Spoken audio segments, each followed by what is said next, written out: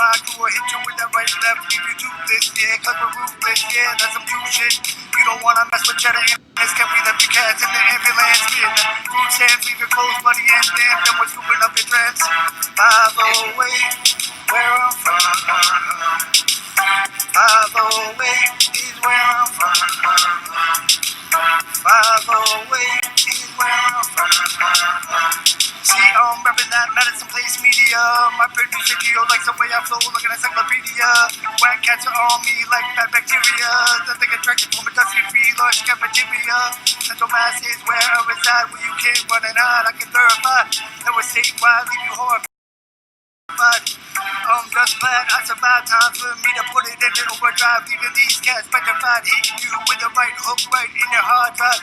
Taking these chunks, taking nosedive, taking their girl in the whip on a test drive. You know she loves cheddar sex drive. Follow.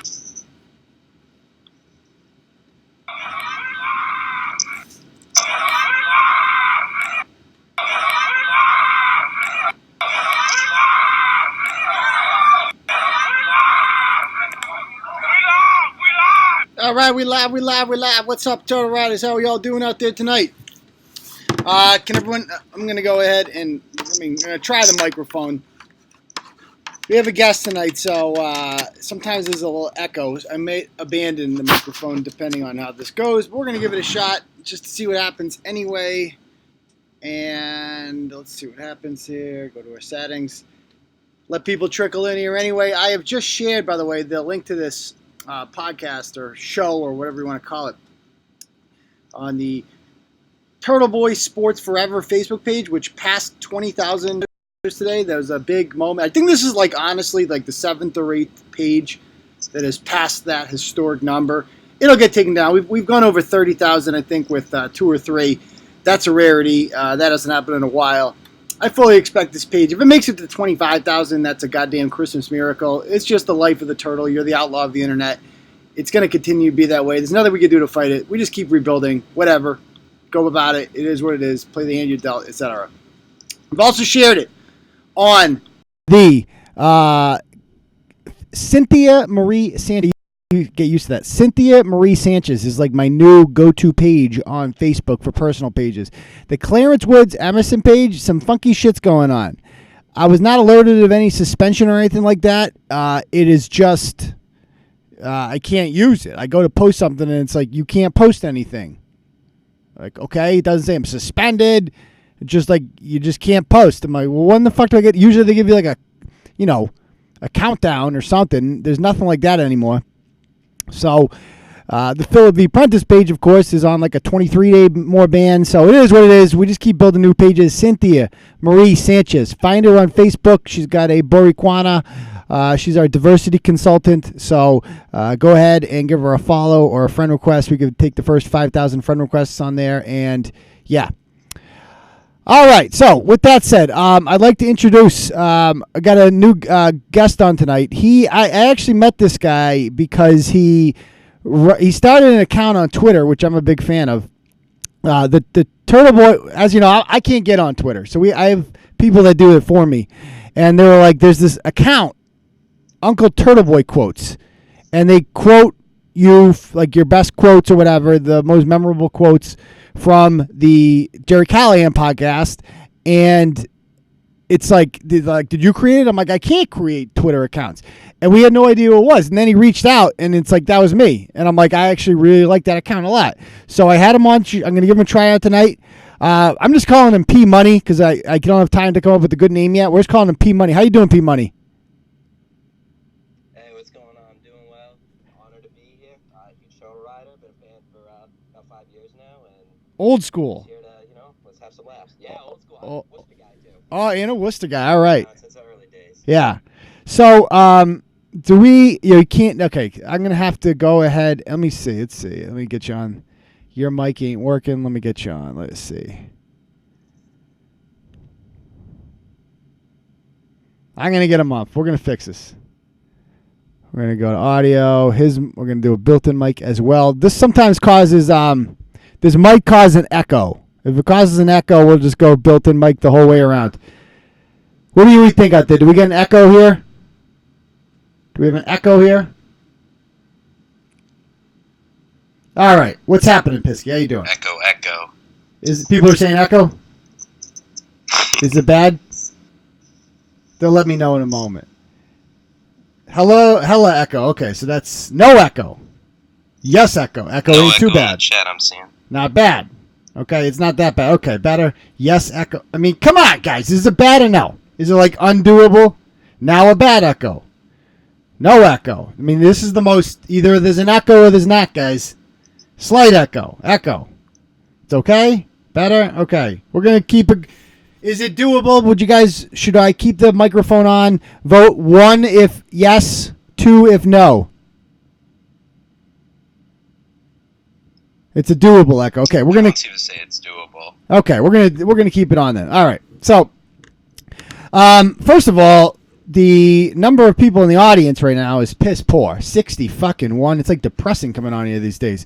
So this should be well over 100 at this point, which means nobody's sharing it on social media. So I've shared these on Facebook for a reason. Get on Facebook, share it. Hopefully we share it on Twitter. Let people know we got a great agenda tonight. We got Fap Albert on the list. We got the new Turtleboy Twitter account guy. We have what else we got on there? Oh, we got we're gonna talk about the petition to ban Turtleboy. We got a bunch of fun shit on here. So thank you, Diane. Everybody go share that shit.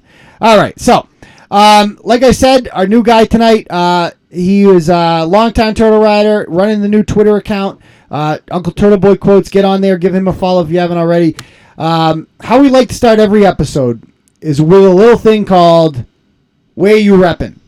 So let us know in the comments right now, where are you watching the Turtleboy live show from as we speak?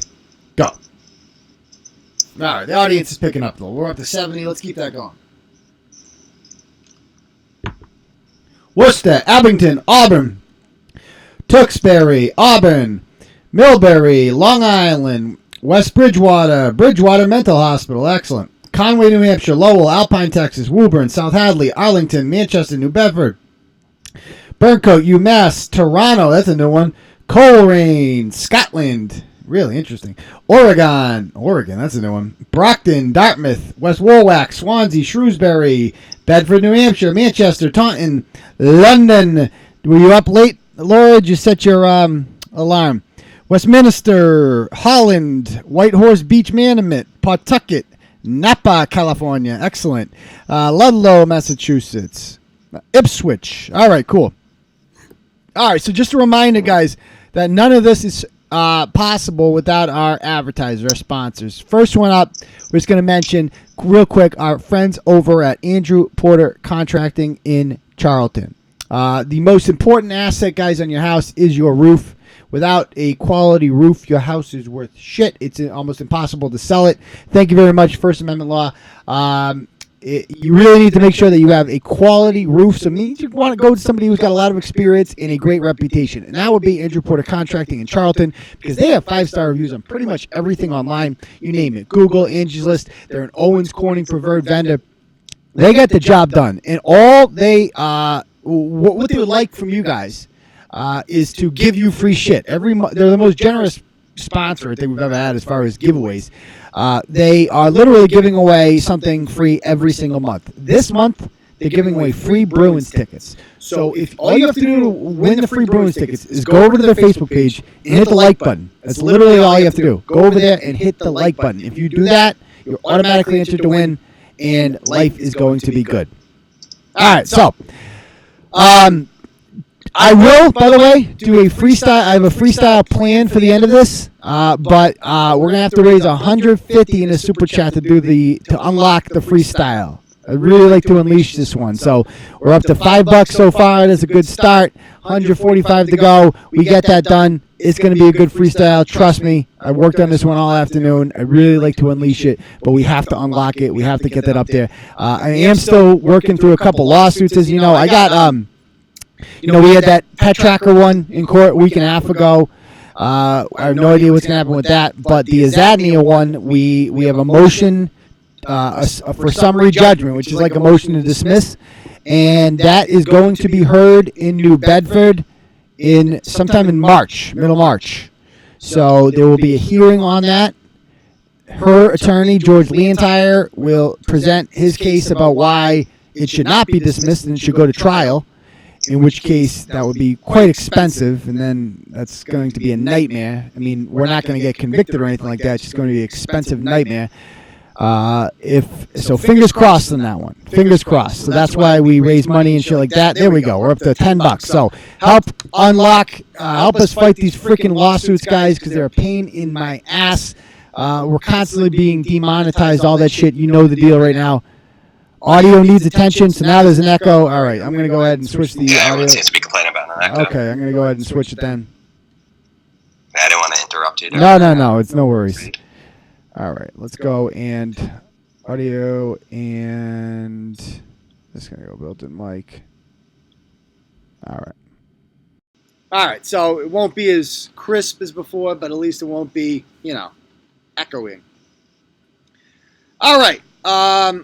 Courtney says she's hoping motherhood softens her. I wouldn't quite count on it. I mean, I thought this whole thing would be dropped by now, but these people are freaking insane. That's all I got to say. They're absolutely insane.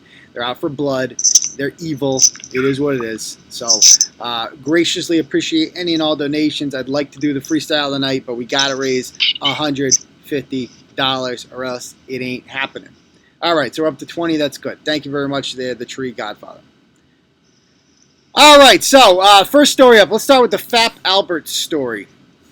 Good choice. Yes, I like this one a lot. So this one had me dying. Yeah, you like this story? Classic, creepy guy. I mean, talks about bad Hold on. Guy friends. Go ahead. What were you saying? We missed that part. Whatever it was kind of broke up a little there. So what were you saying? I was saying, I mean, you as a guy, I mean, I'm sure it's common. Guys always talk to one another about girls or bad shit crazy, but I mean, I always wonder, stories like this make you think some guys, I think some guys can be more crazy than the bad shit crazy girls, because I think they can hold some control, or maybe because they're more powerful, they can overpower a girl, but I mean, this guy's just straight creepy. I mean, I would not want to deal with him if I was a girl. Yeah, he seems like a real winner here. So, have you ever heard of these guys before? I've never heard of them before, P-Money.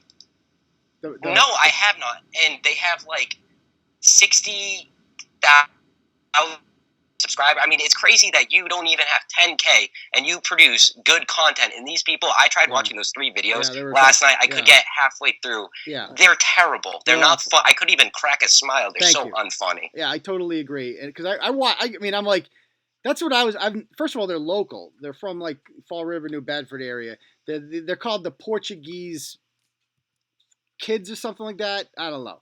And I've got strong feeling about the Portuguese. No offense to the Portuguese, but I'm about to get a little offensive here. They are the most clannish group of Americans that exist in our society today. They really, I mean, it's like Portuguese is a fucking cult. I don't give a shit. All right, all you need to do. And thank you very much, Amanda, Willie, and others. I think we are up to what now? 45 we're up to now. So we're getting there. About a third of the way there. They are like a cult, right? Like we saw with Juicy Jason Correa. The dude literally was arrested by the FBI, not once, but twice. And, a lot of people are saying, I am Portuguese. You know it more than anyone. The Portuguese know what I'm talking about more than anyone. So let's not play dumb here. You guys know exactly what I'm talking about. The fact that Juicy Jason Correa can get arrested not once but twice by the FBI and still maintain overwhelming. He won a fucking recall election. Like he was recalled and he won on the same night. That's insane. Why? Because his last name is Correa in a town in which almost everyone is Portuguese. Thank you very much, Johnny Mac. I appreciate that. So now we're up to 95. Didn't he barely won, or he barely he tried to get didn't they almost recall him once and he barely passed too? So he was recalled, and on the same night, you vote whether or not to recall. So you vote yes or no, and it was 65% voted yes. But you also have to vote who do you want to be the next mayor, and all those 35% of the people that voted no, they all voted for Jason Correa. But the problem was there was 4 other candidates, and they split the vote up. So like nobody got more than flushed it out. 35%. Exactly. Right. So that's how he was recalled and voted into the mayor the same freaking night. And so we see it with these groups. I'd never heard of them before. I don't know if other people had, but they have a huge following, like 250,000 on Facebook. In fairness, don't give them too much. Yeah, I mean that's the thing. In fairness, it's a niche. We would have well over 250,000 if we were not taken down unjustly. I would like to point that out. But they also have like I think 60,000 on YouTube, whatever. But they do like live shows and stuff like that. Let me show you here. Got a couple videos to show you what they're all about. Their whole shtick is just like they're like probably my age, whatever. And their whole shtick is like they are second generation Portuguese, and they just mock their parents. Like that's all it is. Just, they mock Portuguese culture because they know it's like very accurate. Like first generation parents when they come here from a lot of countries, they don't want to assimilate. They're like, "Hey, what's this? I don't know about all this stuff. What does this thing do? I don't know what this thing does. Hey, because I don't like assimilating." But I mean, that's their whole thing. I'll show you a thing when it comes up in a moment here. Thank you, Ida. We are up to 115, so we're getting closer to unlocking. I recently got my business insured online at nextinsurance.com. Great price, tailored policy. I was insured in minutes. I'll show you what their act looks like here. Because they do live shows. Like, people, they sell out. Where do they tour? Huh? Where do they tour? This is in Vancouver. Oh, jeez. Yeah, like they get. Oh, 100K views.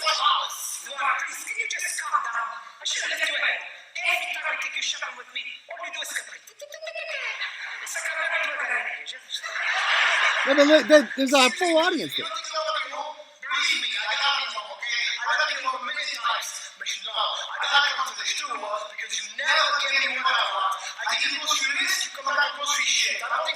Yeah, it's like that's like it's stupid, like corny. Making it's like you could only get away with it if you were Portuguese yourself. The jokes that they're making, but it's like pretty harmless. And I've watched. I'm with you. I've watched a few of these. I don't get the humor. Like what's funny? Yeah, it's possible. Let's say it is possible. Like you said, they're Portuguese. If you're first generation, second generation, I could see like maybe there being some, relation or it sounds. Yeah. I don't know. There could be some coincidence. I could see maybe a cheap laugh here or there, but I can't see that they're selling shows out. It's not that funny. They are in Vancouver. That means they're going everywhere. They're doing tours, so they're obviously making money. This is what they're doing for a living, and they're local. I've never fucking heard of these guys ever, but I guess I know it's incredible. They must just have like a cult-like following amongst the Portuguese. Because that seems to be like the majority of people who are commenting on their page or whatever. Under the most recent so this is the guy in the middle here is Albert. Let's watch Albert here. Challenge video, which is what's in the box. Not Albert. He's not getting any boxes. Oh, this video is bad. Yeah. I mean, this is just like I watched this. I'm like, where's the funny part? When does the funny part start? I can't believe I watched this as long as I did. Yeah. Let's see. Come on. Particular game, but we got our hands on one, and we're gonna play a nice little fun round of what's in the box. Definitely gonna be a Portuguese item, or something you might find in Vavo's cupboard. Come on, possibly. It's real easy too. You're just gonna put your hands in there and just try to guess the item. I do have a test item here, so let's get that in. Tell us what you're feeling. Okay. Oh God. This is a rat trap, isn't it? A rat trap? It's a mouse trap or a bug trap or something. It's like, this is comedy. Or whatever it is, I gotta wash my hands. He's feeling sardines. Albert's feeling sardines in the box. Okay, so it's something. I didn't know what half of those things were, too. Yeah, I got very bored real quickly. And you'll start seeing. Like, they start doing that. I'm sure it's food, Portuguese food. Yeah, it's like, I guess that's comedy. I don't know. But anyway, this becomes a story. These guys come on our radar because on Wednesday I got an email. Somebody sent me a police report about the Portuguese kids. One of them getting arrested for something. I'm like, I ignored it. I'm like, who the hell are the Portuguese kids? And then on Friday, I see the Fall River Reporter and the Herald News.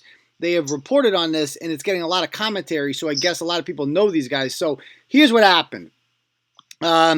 This guy, Albert Sardinia, or I guess that's how to pronounce his name. There he is right there from the Portuguese kids. He was arrested because he goes on a date with this chick who, by the way, he's 42. She's 26. I know her name. It was in the Freetown police report, and I Googled her or whatever. She's hot, like very hot, like a very, very good-looking chick. And she looks successful. She's a mother. And this guy, I guess they got set up on some sort of blind date. She had no interest in him whatsoever. And afterwards, he starts sending her crazy text messages. And I've seen some of the text messages, and they're very sexual. There was specific stuff about there, I'm watching you in the shower, you're glistening. I remember that word glistening being in there. Really sexual shit. And keep in mind, they had never had... Probably was in the closet, too. What was that? She's probably in the closet, too, while she was showering. Given the police report. Very well could have been, knowing this guy's past history, right? So he just seems like... I'm sorry, you don't... In my opinion, this is just my opinion, it's you don't send sexual messages to a woman if you haven't, A, already had sex with her, or B, that it's going to be welcomed. You know what I mean? I would agree. Yeah, I would agree. It's so you don't, it's a pretty ballsy take to just go out. It's we've profiled a lot of guys like this in the past. They send these dick pics and these sex messages and stuff like that. And it's you don't do that unless you know that you're going to smash. And this guy clearly had no chance. She was not interested in him. And this went on for a couple weeks. She blocks him on all social media. And he sends her a message that's in the police report basically saying that I want to write you a note. I want to send you a note. And it's going to... let's see if we can pull it up here. It's really, really fucking pathetic. It really is. If you're going to... it's just embarrassing. Let's see if we can find it there. Dun, dun, dun. All right, so this is what he writes. I had wanted to give you a note. I had written what I was trying to say to you. It was clear to me in the last week or so that you wanted to avoid things with me and that you were looking to unfriend me. Okay, stop right there. Stop right there. Right, P-Money? I would say that speaks for itself. What do you mean? If someone's trying to avoid you, they're trying to avoid you. What else would they be doing? Why would you admit that in a note? You sound absolutely insane. Yeah. It sounds like you recognize you're insane, too. Yeah, it's there's a so right away, you're blocking me, right? You're saying you want to avoid me. You're unfriending me. Maybe that's for a reason, dude. Perhaps that's for a reason. Maybe this chick wants nothing to do with you. Just move on. There's plenty of fucking fish in the sea. It didn't work out with this one. You didn't get no poontang anyway, so what do you care if you're leaving this one? Just move on, So he goes on to say, I just wanted to say a piece of what I was feeling and leave you alone. Didn't want to contact you, which I'm doing anyway, because I felt it would have just prompted you to just ignore it. So I thought I would just get it to you, whatever, this way. So basically, he's saying, you would have just ignored me. I recognize that, but I'm going to contact you anyway, because I just feel like I have to have the last fucking say, because I'm a dude and you're a chick, and ultimately, you should listen to me. You're going to hear me out. Ultimately, you know what this guy's thinking in his head?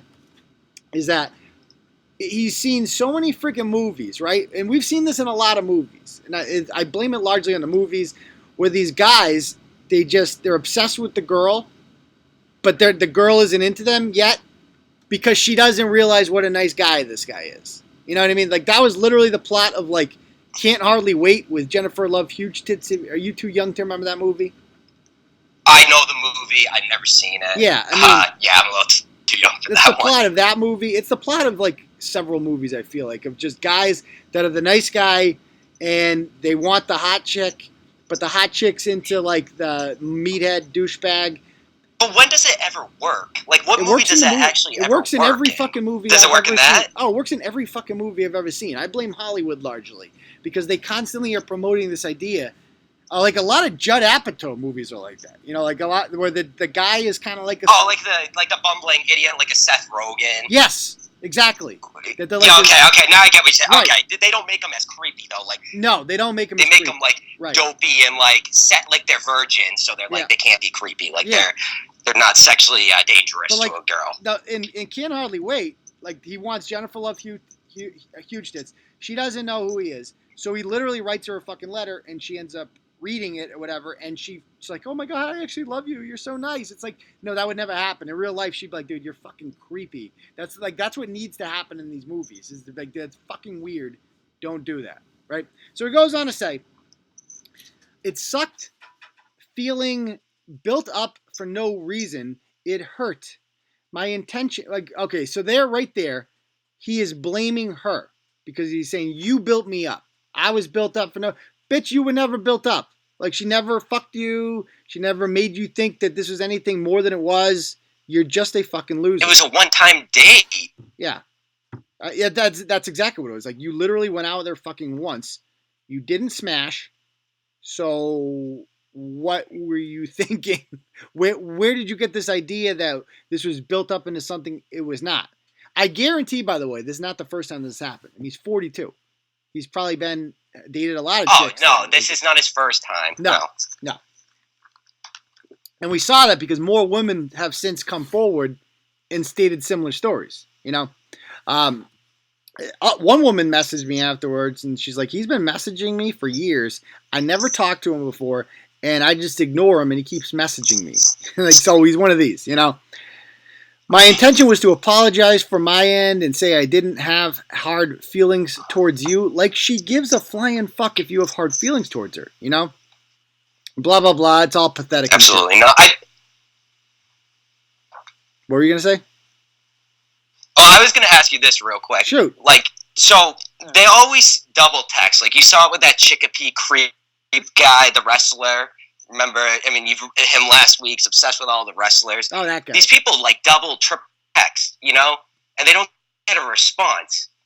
Yeah. It blows my mind. Like, I want to get inside those people's like heads. Like, I feel awkward double texting like a friend, like asking them to pay me back, or like if they just for a favor. These people like double text, triple text girls they don't even know, like saying like, "Hey, nice ass. Hey, you look cute tonight." And like, I don't like it shouldn't even take a block, but like I don't get what goes through these guys' head. Like, what is the upside? Do you think like you're gonna eventually win it? Like, and when they do eventually respond, like, how do they not take it as pity? Like, it would just automatically be pity to me. The girl, no way, is actually interested in you. Yeah, I mean that's definitely what it comes down to. Is that no, like, what do you think? They're all of a sudden going to be like, oh, well, he texted me for a 12th time, so now I think he's hot. Now I'm going to throw him some, poontang pie, and I can't resist it now. 11 times I wasn't interested. 12. Ride me, cowboy. Yeah, he definitely got me this 14th time. I'm definitely just horny tonight. This creepy guy I don't know. I'm gonna, I'll message him back. Yep. It doesn't make sense. Yeah. I don't know if it's some reverse psychology they're trying to pull on them.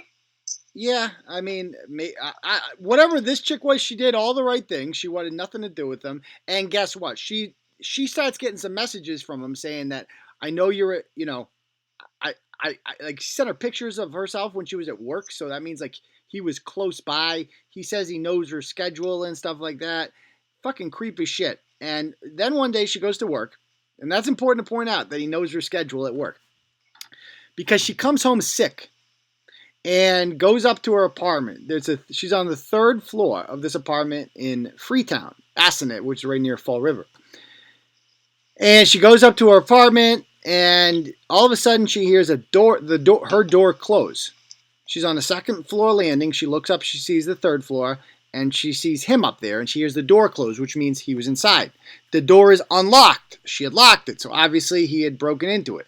And a lot of people are like, well, how does he do that? It's like, I don't think people understand how easy it is.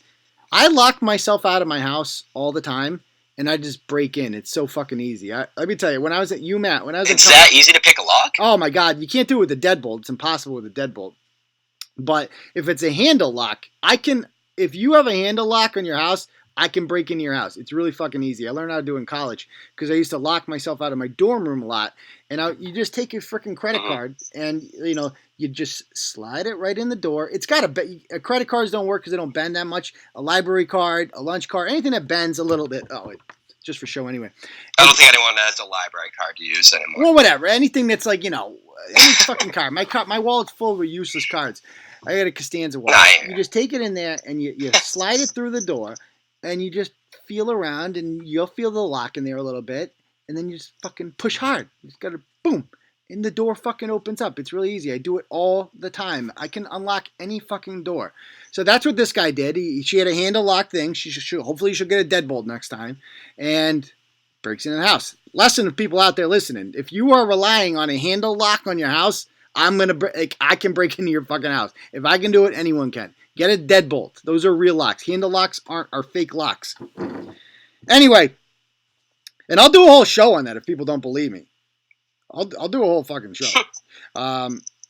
Anyway, let's talk about so this guy shows up there and he has broken into her house and he's like, she takes pictures of him like caught in the act, like what the fuck are you doing here? And he's like, I just wanted closure. Bitch, what the fuck do you want closure from? That's like one of the saddest, most pathetic things I've ever heard. Closure. Like we weren't. Sounds creepy. We didn't even fuck. Like what do you want closure for? I gave you a pity date. I didn't like you. It didn't work out. There's nothing to close here, dude. What are you talking about? Anyway, so he just wanted to cut her face off and wear her skin over his own. That's the type of closure he wanted. That's what. So that's how he comes off. He went in her fucking apartment, dude, and she finds out she sees him run out with 2 bags. She doesn't know what's in them. Videotapes the whole thing, running away down the street. He parked down the street. Stuff for their next video. What's in the box? He needs to use her dildo. Apparently, she didn't realize that anything was missing until the next day. And a lot of the people who are doubting her story is like, well, how come she didn't report it? It's like, well, maybe she didn't want to pleasure herself that night. Maybe. That might just be, it's like, is she supposed to use the fucking vibrator every fucking day? Or assuming it's a vibrator, it's an intimate item. So it's like, well, because she didn't call it in the next day. Oh, I'm sorry she doesn't fucking use it every night. And she probably went to use it the next night. And it's like, it's not here. This whole thing's so embarrassing. I feel so bad for her. Probably goes to use it.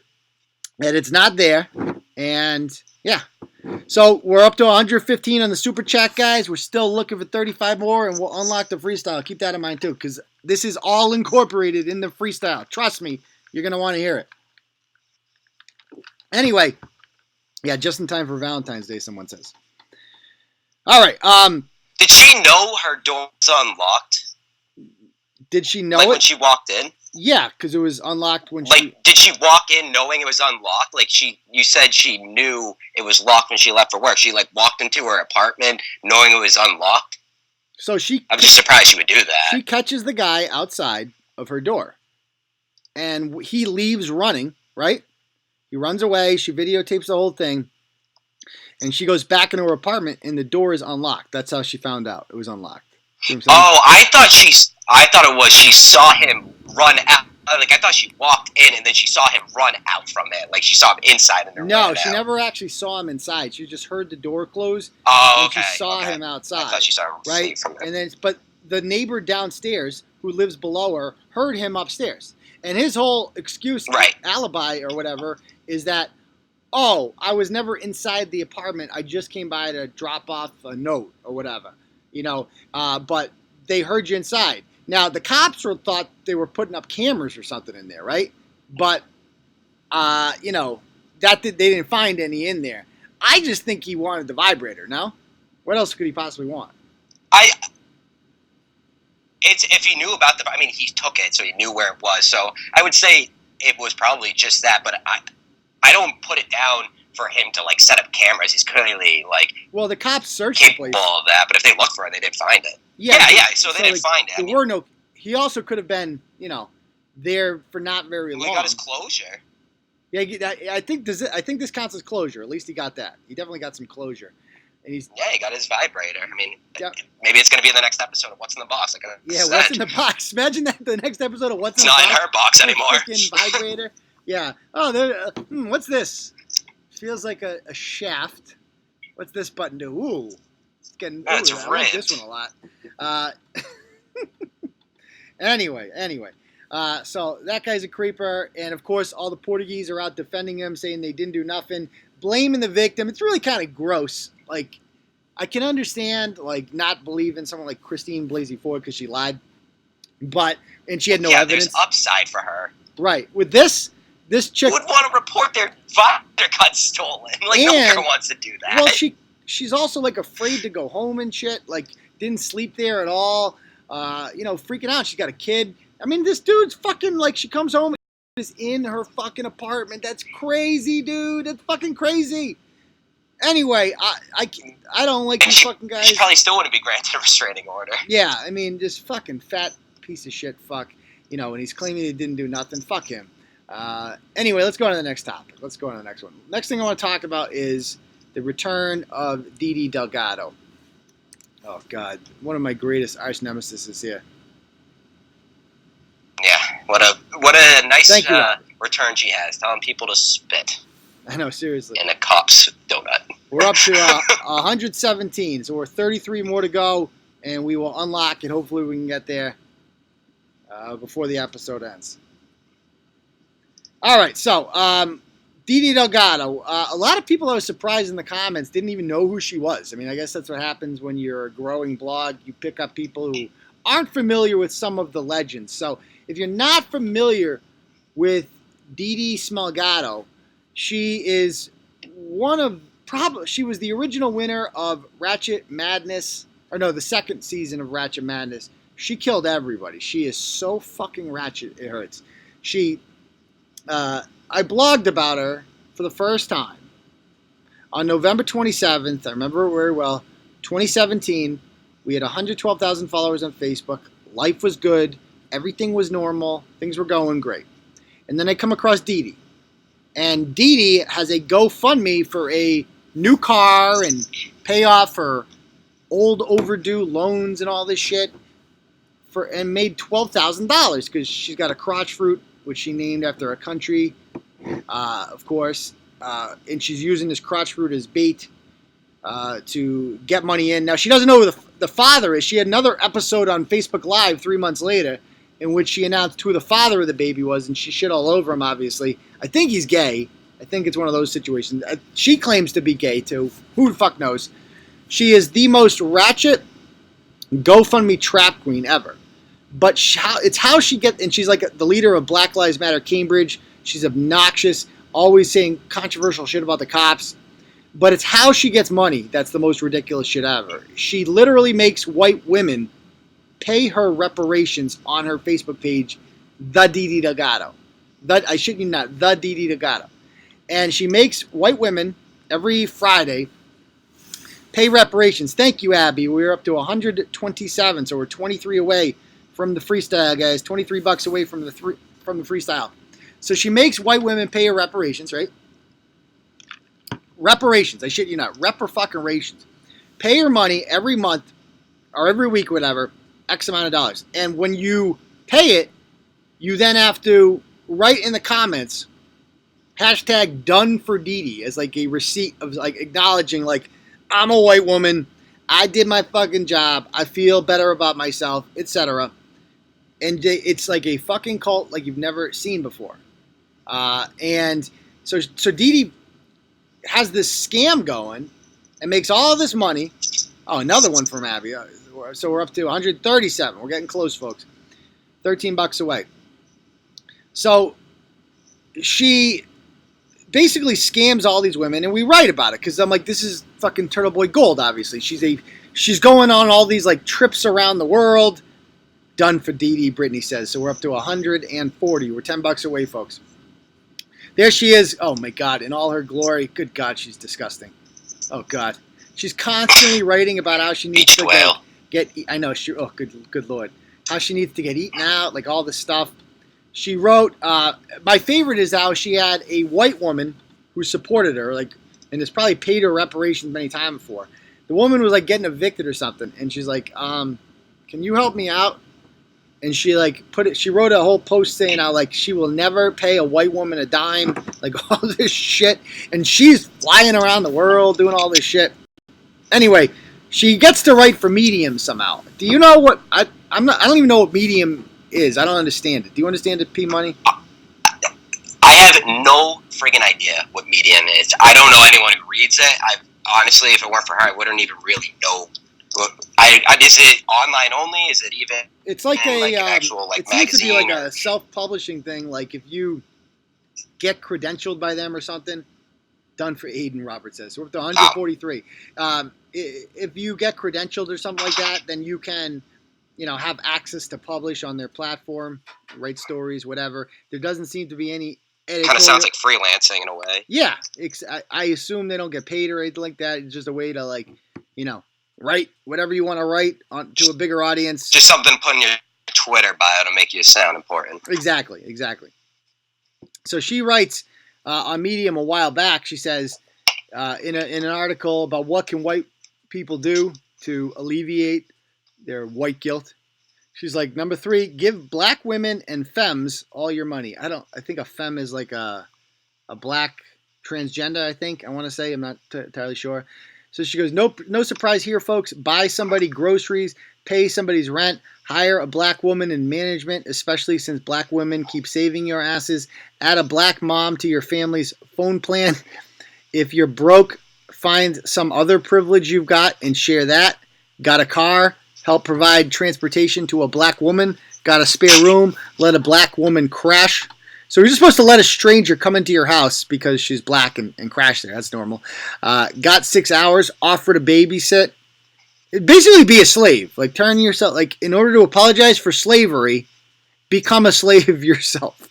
Got Netflix? Give me your password. And this is the part that gets me. Got a rich uncle? Kill him and use the inheritance to bail 1,000 black women out of jail. Like was printed. Like murder your white uncle. So anyway, this is she reemerges because, and we have passed the, thank you very much, Brenda and Suzette, for putting us over the top. The freestyle is on tonight. That's great because I'm excited about it.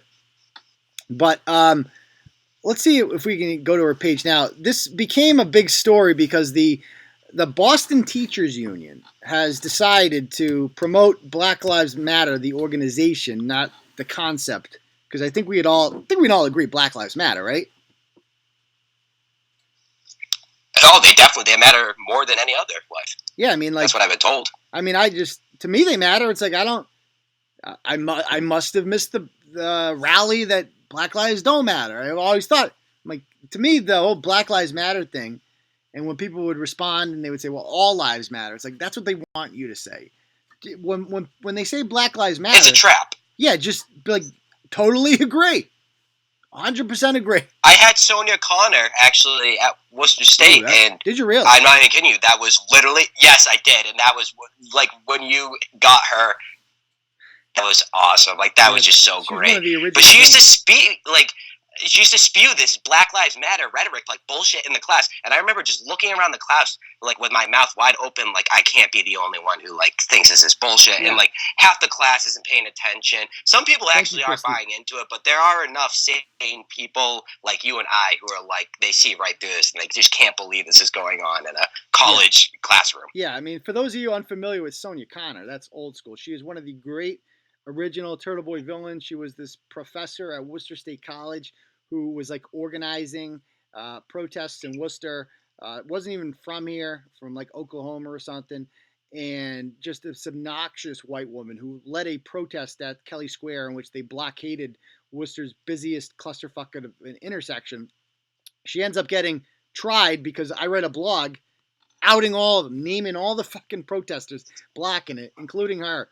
I'm like, that's fucking Professor Sonia Connor. She skipped the class to do that. It was a good day. It was a good day. So when she was, and they took it all the way to freaking trial, found guilty. Now, I mean, she died, right?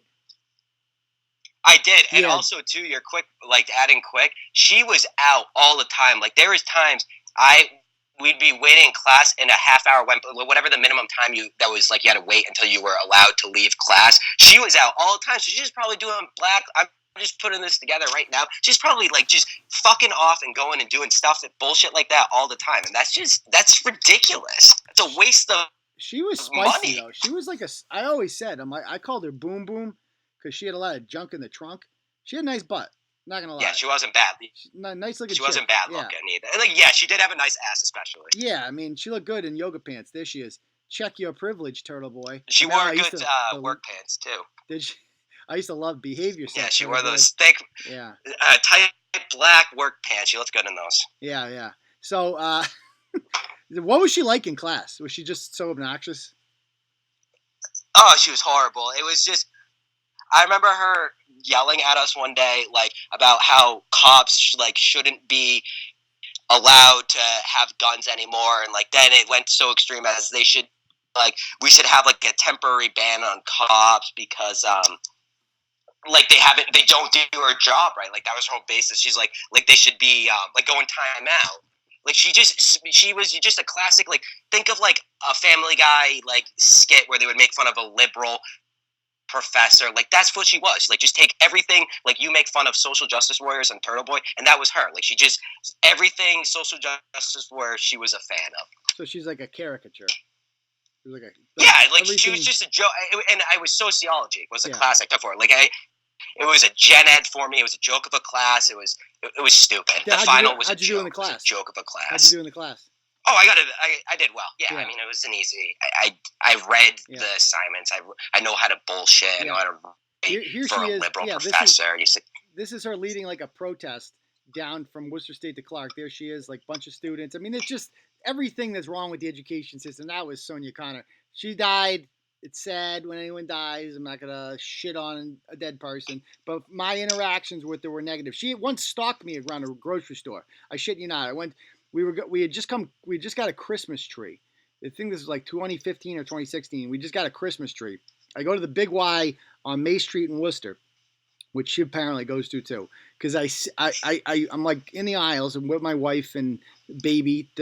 My daughter was a baby then, and all of a sudden, I look up and and then I just do a fucking double take. I'm like, oh shit, it's her, and she immediately recognized me. And so I start playing it off whatever. I just start walking the other way down the aisle. I do a couple quick turns, pull that move discreetly. I turn around, she's fucking following me, and she got a fucking cell phone out. And I'm like, oh, for fuck's sake. I got the fuck out of the grocery store. I'm not dealing with this crazy bitch. But anyway. What is she going to do to you, though? Nothing. In hindsight, that's back when I was, quote unquote, anonymous. I was just saying, you were anonymous, right. So I got that. I would have handled that completely differently today. Put it that way. Completely differently. Now that I'm out there and I want to I'll invite anyone. You would have been smiling. Right. You would have been, hey, record me. It's so funny how you put yourself out there now and you're like, hey, it's me. Come debate me. Come see me. Do whatever you want. And now nobody's got any balls. They all had balls before when you're anonymous. And now once you come out of the closet and you're like, hey, it's me, they're all of a sudden powerless. It's quite fascinating. That's one thing I found very interesting about this whole coming out thing. Anyway. I think it's definitely the best thing for you, too, for that exact reason. I love it. I absolutely love it. It takes all their power away. Yes, I love being out and about. So, anyway, back to Didi, because Sonia Connor is the typical kind of woman that would, pay Didi reparations or whatever. Didi becomes known because the Boston Teachers Union announces that they are going to support the Black Lives Matter organization by wearing T-shirts all week. And some of the things on the T-shirts, some of the demands on the T-shirts are that they want to end, what's the word? They want to use restorative justice. That is a code word. Have you ever heard that word before? Restorative justice? It just sounds like a buzzword. You're right. I don't need, I know what restorative and justice are. I mean, I'm sure I could put together what that means, but it's a buzzword. Right. Exactly. What it really means, and I know this from experience from studying these people, is that it just means that we're not going to suspend kids anymore. The idea is that we suspend too many kids, and as a result, they're not able to learn, and then they get caught in the system, and then they fail, and then they become drug dealers, and they go to jail, and the school to prison pipeline, and all that bullshit.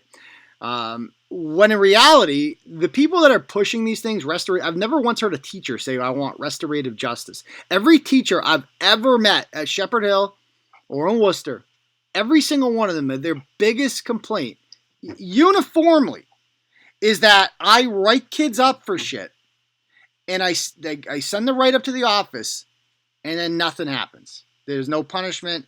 The kid tells me to fuck off. And eventually, they just stop writing kids up. Like, hats were the big thing at Shepherd Hill. Like, every fucking douchebag with a flat brim hat on, walking down the hallway, you'd be like, take your hat off. Every single day you tell these kids, take your hat off. And then they just put it right back on the second you leave. And it's like, eventually, you got to write them up. And you write them up and nothing happens. So it's like, so I guess, so you can wear hats in the building. I guess that's the policy. And then nobody bothers enforcing it because you're not going to get any fucking backup from the office anyway. Oh, God, don't even get me started. So this whole idea of restorative justice, that's what they would believe. Like, just keep fucking doing it. Like, let's have a counseling. Let's have hot cocoa. Let's talk about this. Go talk to your counselor. That's one of their demands, is restorative justice. No more suspension. The other one was get rid of cops in schools. And this was another original Turtleboy battle at North High when we first getting started in our early days, was that there was like 3 out of 4 principals at North High School were punched in the face by savage students. And I got called racist because I called them savages, because they are. They are fucking savages.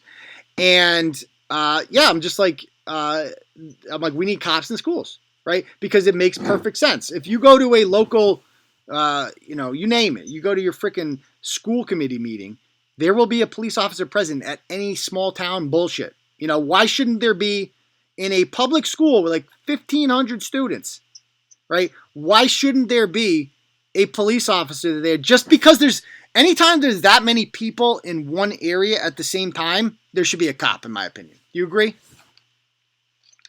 Of course I agree. Anything, fights break out all the time, whether it's over something minor or over something serious, but especially in a school, and Worcester specifically for that, like, North High example you're talking about, there's no reason any of the 4 high schools in Worcester wouldn't want to have a resource. None. Or there's just absolutely middle schools none. Too. And quite frankly, teachers, a lot of women and a lot of older people and stuff like that, they're not trained to break up fights. That's not what they do. Right. And so, like, you can get in trouble if you try to intervene. Yeah. We were often told that, like, don't intervene. I did it all the time anyway, whenever there was a fight, just because I didn't give a shit. I'm like, if you want to sue me, sue me. There was one time I'm walking down the hallway and I saw this big fatso just taking another kid and just repeatedly, like, punching him in the face into a locker. And I'm like, it's just and the other kid wasn't fighting back. And I, like, ran down the hallway. And I just jumped on the fatso's back, like, just fucking jumped on him and just pulled him off of the other kid. He stopped. He gave up real quick because kids at Shepherd Hill aren't like animals. They're like, if a teacher tells you to, like, pulls you off, they're going to fucking stop. They're not going to touch a teacher. Right. And, the kids know what happens if you don't do stuff like that? Or, like, what happens when we live in a society where if you intervene in that and then you get in trouble, you get that situation. Where was that in Worcester recently, where that guy was an absolute pussy, and as that person went in and, like, assaulted 2 or 3 older women, was that like an old person's house? Yeah. You get that old guy who's just a pussy and just walks by and does nothing about it. And I agreed with you. Like, I would have done something, and, like, in the example you just gave with the school, I would have probably done something too. But at the same time, I can't fault some of these people who get a little scared to jump in, because it's ridiculous when the Good Samaritan then gets sued because they did something. They tried to intervene and help the situation, then they get in trouble. Ridiculous. That's absolute bullshit. Yeah, like a year ago, I wrote a story about a teacher in Northbridge who jumped in and broke up a fight. It was like an out-of-control student, like, fucking raging, throwing shit and stuff like that. And the teacher just made him stop, physically made him stop, restrained him, and lost his job over it because he didn't have tenure and the union couldn't save him and stuff like that. And so it's just, I just didn't care. I'm like, I see a kid getting beaten, I'm jumping on him. You want to fire me? Fire me. I'm jumping on the fucking kid. And they stop real quick. It helped my reputation, I'll tell you that much. Kids were like, oh, snap. Carney was fucking going Superman on that motherfucker. And so definitely helped. It definitely helped my street cred, I'll tell you that much. I walked into class and kids looked at me differently. They're like, oh, shit, did you see Carney? He ran all the way down the fucking hall. And Did the money straw like McGregor? The glasses come on. The sunglasses, based Carney, whatever. All right. Thank you, Al. I appreciate that. Anyway, so this whole thing happens in the Boston Public Schools. They don't want resource officers there, and it goes directly against what's in the teacher's best interest. They're there to keep teachers safe, and we've shown studies like in Worcester where they put the cops in there, and then boom, arrests go down, suspensions go down, because guess what? Kids don't want to fucking break the law and fight each other when a cop's standing right there and they know their ass going to get arrested if they do. Because guess what? Like, assaulting a principal is a fucking crime. There's this idea that because you're in school, the laws of the world should cease to exist. Well, no, that's ridiculous. Of course they should. And they're like, oh, it's going to be racist. They're going to be arresting black kids. They're going to be arresting whoever the asshole is. Let me tell you a story real quick. The first time we got resource officers at Shepherd Hill, we got this guy, Officer Anise from the Dudley Police Department. Kids were out of control at Shepherd Hill one year, right? I remember this very well. There's out of control kids. And there was this one kid, his name, shit out. This is his name. His name is Matt McManaman. You got that? McManaman. And everybody, kids always just call him McFanny. I call it Matt McManaman. Just a loudmouth kid. Just got in trouble a lot at Shepherd Hill. It wasn't that bad, but, just kind of a loudmouth. Got away with a lot of shit. And then one time, he was in a guidance counselor's office, and he flipped out, and he kicked the door, and he walked out, and Officer Anise was right there. And he just fucking took him and just threw him against the locker and put him in handcuffs. And the word got out real quick. This whole we do whatever we want thing, those days are fucking over. The cops are here now, and McFanny got put in handcuffs, and you're going to get put in handcuffs too if you fuck around, right? So, and it worked. And McManaman, within 24 hours, was like friends with the cop. They developed relationships with the school resource officers, right? They talk to them, because the bad kids especially want to talk to the cops, believe it or not. The good kids don't want to talk to the cops. The bad kids do, because they want to know, like, oh, what do you do? Tell me about this. They're interested in that. And that's a good thing, no? No, it's definitely, you see it in movies and TV shows a lot, obviously. It's, you don't want to look too far into it, but yeah, I always hear about it too. Like, people who were the trouble, the bad kids in high school, they're usually the ones that always seem to be the best with, like, they seem to be the best mentors to, like, teenage kids. You always see, I was like you when I was your age. Exactly. It's easier to relate to someone when they were a shithead too. When you were a goody two-shoe kid, like in high school, I'm not going to relate to any, thug or any badass kid who's getting suspended, getting in fights. They want to talk to someone who did the same shit as them. They want to see where they went wrong, what made them change their ways. That's how you change. That's how you mature, you grow up. Totally. And that's, and it works. And so the Boston Teachers Union is going against, because they're so obsessed. And a big reason teachers unions get paid less than cops is because they're so fucking bad at this. They're so at going against their own self-interests, right? Like, it's in the best interest of teachers to have cops in schools. But because they're just basically just activist liberals, and, standing up for teachers is just one of the things that they believe in. It's just, they go for all the other shit too, right? And, Black Lives Matter, that obviously trumps the best interest of teachers, right? So they're pushing this. I write a blog on how it's ridiculous. And the Boston Police Union, to their credit, they write a letter to the teachers union. Like, we're supposed to be unions. We're supposed to be like solidarity or working together, the working class, etc. And they're like, dude, your whole policy there, like, get counselors, no cops. I agree with you. Counselors are a good thing. But that doesn't mean we don't need cops. You're pushing this narrative that police are dangerous, right? That they're not to be trusted, and it makes life dangerous for us and them. So we don't want that. So Didi Delgado sees that. And what does this bitch do? She goes and writes an article for Medium. And she writes, as a longtime resident of Roxbury and as a black woman, I want the food service workers who feed Boston cops to know that this letter is blatantly spitting in the ingredients of racial justice and the broader fight for civil rights. The BPPA is spewing and regurgitating dangerous rhetoric that will potentially contaminate the future of black youth in Boston. You've metaphorically taken a message of hope and equality and dropped it on the floor and dragged it across the tiles with their filthy shoes. Then the BPPA repackaged their gross messaging as something savory and served it with a smile. So here's some food for thought. If Boston police officers are drooling and sneezing all over our rights, hacking right in them when nobody's looking, we have an obligation to give them their just desserts, a.k.a. spit in their food, sneeze in their food, whatever. What are your thoughts on this? It's repulsive. And first of all, her take is just so idiotic. If you read the letter that the BPA, the Boston Police, whatever, they wrote to the Boston Teachers Union, it's not rude. It's very professionally written. They give examples, like they say the whole, like, about the whole funding thing. Like, how would you feel if we said fund police, not teachers? Right, like, exactly. it gave a good example. Right. It twisted around and made it help the Teachers Union maybe see their point of view. And the fact that Didi just makes it like this whole, like, the police sent this nasty letter, like, how dare you say this about us? It's just so, she does such a shoddy job of covering it. Like, it's so like, it's so clearly, it's obvious what her agenda is. She just hates the police, and she's not going to give them the time or day, or even shine them in an accurate light. But it's like, it just shows how fake people like her are. You can't read anything they say for truth, because it's just written by such a slanted position. It's not even going to acknowledge truth. It's just going to, it's just going to rehash anything and just twist it to fit her agenda. Totally agree, man. I mean, you look on her page now, it's like, people are starting to roll in here and comment and stuff like that. And first of all, Didi, I mean, there's so many jokes that come up with this. Like, you're going to spit my food. First of all, if Didi, luckily for the cops, if Didi goes into the restaurant before him, there won't be any food left over. So that's a good part right there. You know what I mean? It's like, and quite frankly, you know, spit, maybe she should have more spit on her food, because it looks like she's got a heavy dosage of blue cheese in her diet.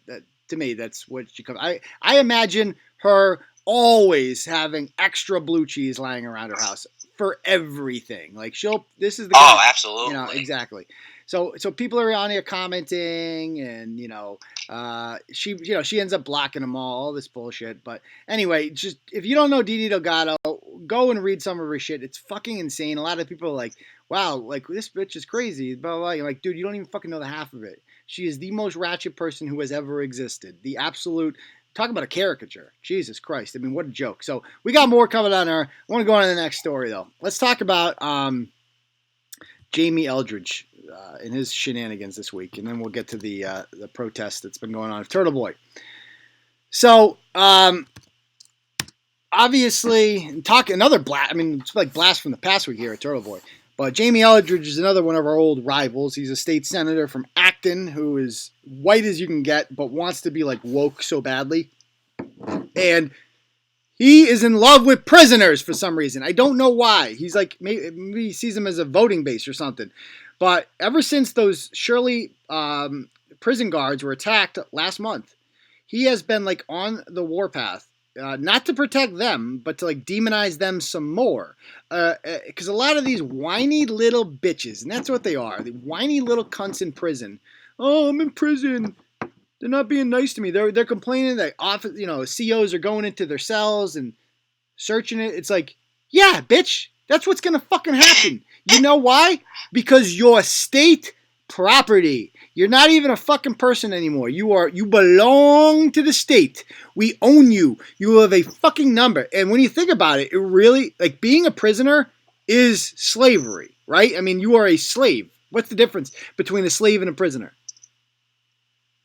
You get 25 cents an hour for work? Yeah, I guess so. I mean, that's literally... Which I don't know how much of a difference that is. Yeah. I mean, like, literally, you're a slave. You cannot leave. You must stay. You must do what the master says. But the difference between slavery and people in jail is that slaves, their only crime was being born black, whereas these guys had so many chances. They were. I mean, in this society, you got to fucking try to get into Shirley. You know, you got to be a repeat. Especially in this state. Yeah.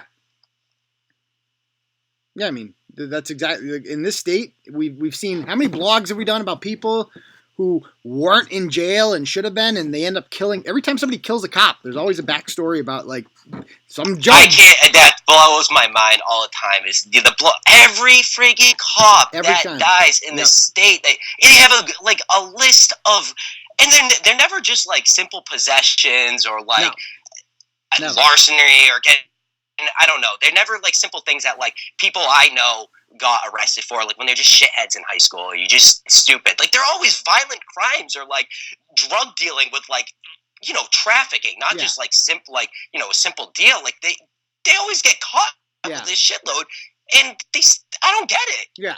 It's like, and so it's absurd. If you end up in jail, you're a fucking douchebag. But either way, Jamie Eldridge is now like the face of like, we need to give prisoners more rights for whatever reason. And the guy who is like his poster child is this douchebag, Jarrell, what the hell is his last name? For Jamie Eldridge, Democrat, Shirley Max. There he is right there being this is the same guy who does ribbon cuttings at, water fountain ceremonies and stuff like that. And here they are, Jarrell, and we expect the ACLU to be there. That's their thing. And all these prisoners, and their biggest thing is like, oh, they're being mean to us. They're coming in, and the dogs are biting us. Good, motherfucker. I hope that shit hurt. Because you know why? Because you're state property, and you're out of line, and you think you have all these fucking rights now because of people like Jamie fucking Eldridge. Guess what, bitch? You don't. Because don't forget, you're a fucking murderer, right? You done shot somebody. You done raped somebody. You done diddled a couple kids. That's why your ass is in here. Nobody gives a fuck about your rights. Shut the fuck up. This is not the Holiday Inn, right? Where the fuck did they get this idea that it's supposed to be fucking nice in here? Oh, the guards are being mean to you. Oh, did it hurt your cunt? Did it fucking hurt? Did it hurt your cunt? You whiny little bitch. Oh, God, these fucking prisoners. Nothing gets me more upset than hearing a prisoner whine about it. Shut the fuck up, you worthless state property. That's all I want to say to you. And so this guy, Jarrell, what the fuck's his name here? Jarrell Larinell is like the new face of it. He's like worried that, his brother's in there. Shocking, I know. Shocking. His mother obviously did a great job raising him. Says, he's worried. Like when he was in there, the guards were rude. They showed us no respect. Why would they show you respect? You're a fucking, he was in jail in the first place on like a bunch of charges. And one of those charges was when he was detained in Middleton jail rather.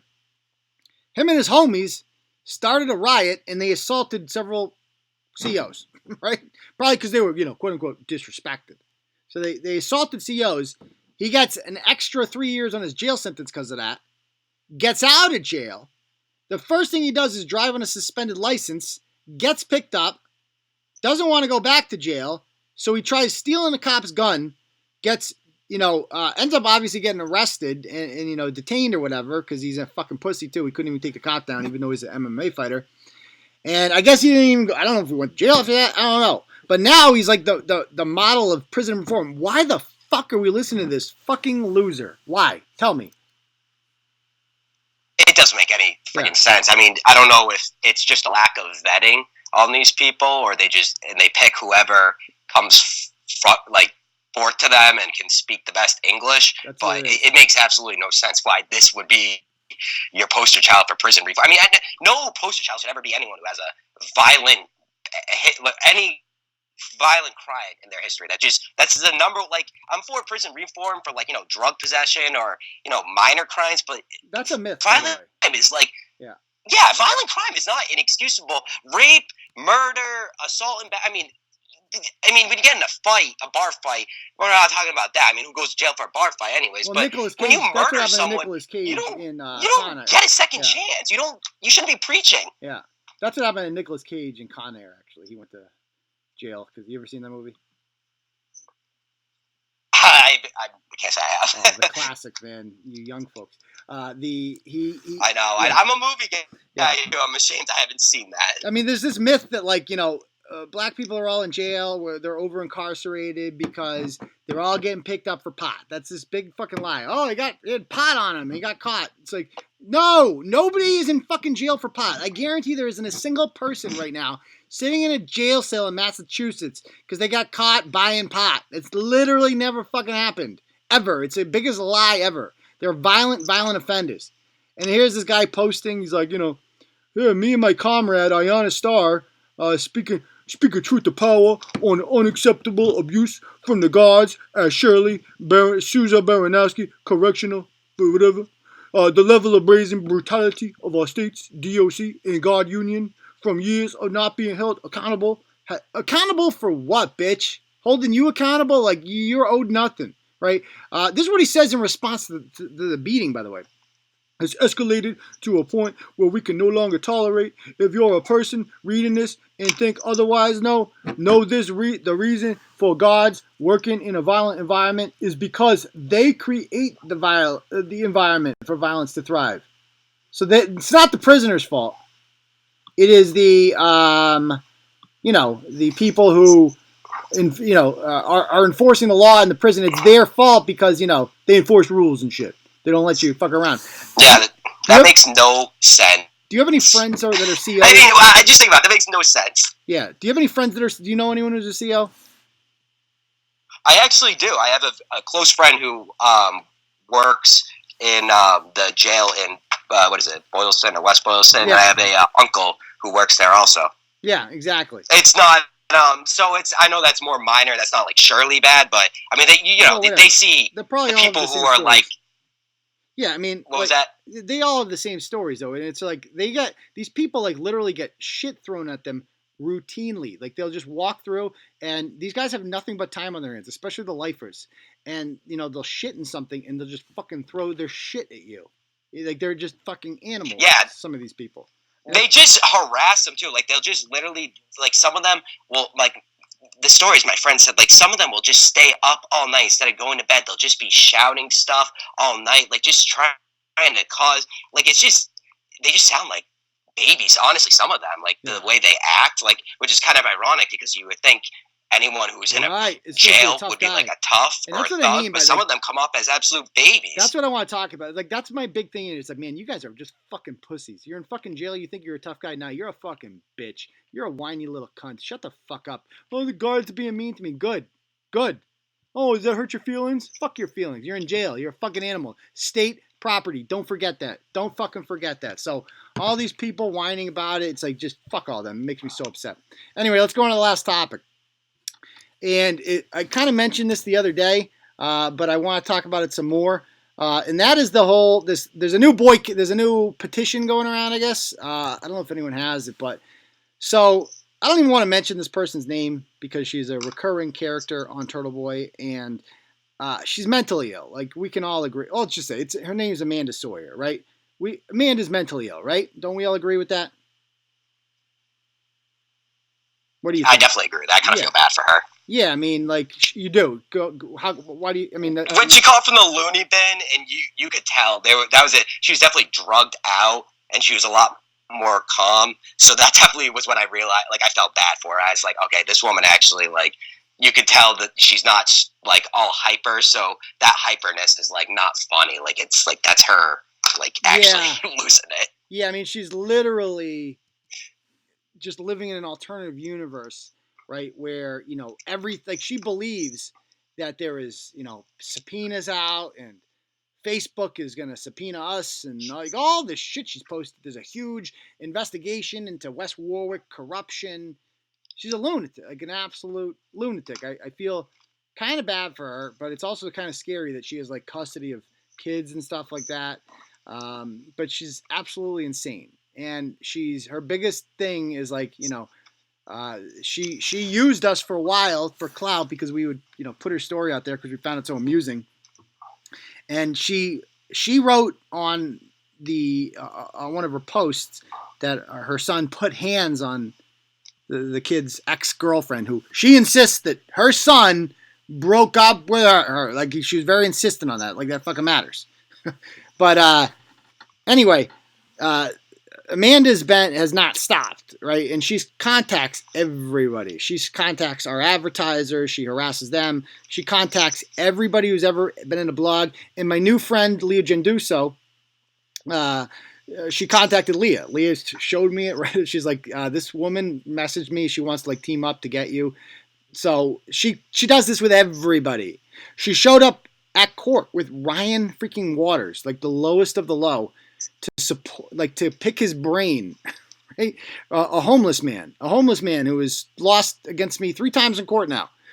She wants to pick his brain. She drove 2.5 hours through the snow to go do that. She's not a well woman, and she thinks she is. She literally got checked into the loony bin involuntarily and thinks she's just insane. So she has started a petition, which she genuinely believes is going to lead somewhere. And it's just madness. Let's see if we can find the petition here. I wrote about it the other day. There it is. So let's read. We'll go to it in 1 sec. I think I posted the whole people, and it all connects here. So basically, Amanda starts a petition to, I don't even know what they want to do exactly. It's to like stop us from, I don't know. There's been petitions before that specifically go after our advertisers and just harass them relentlessly in 2017. But she doesn't even want people to do that. Did you see that? It's like she doesn't. Did you read it? I saw the petition. What did you think of it?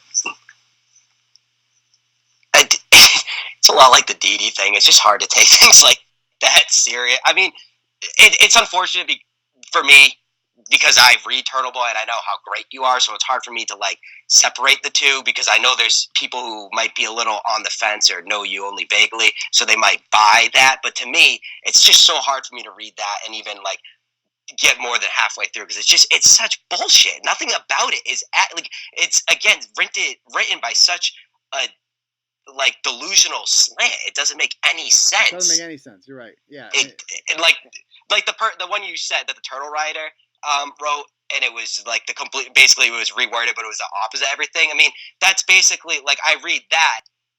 If that was the original one, and then you showed me like the other one, I'd be like, what like you.